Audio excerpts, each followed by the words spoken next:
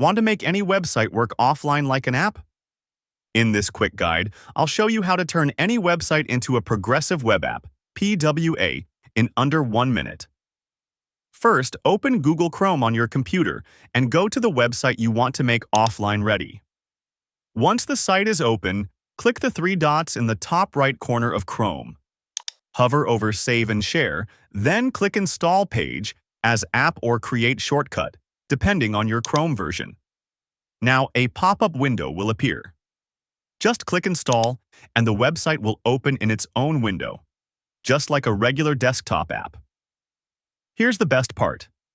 This PWA automatically caches data, meaning it can still load when you're offline. Perfect for note apps, documents, or blogs that support offline access. And that's it. You've just made any website offline ready using a progressive web app, all in under 1 minute. If this video helped, don't forget to like and subscribe for more quick tech tutorials.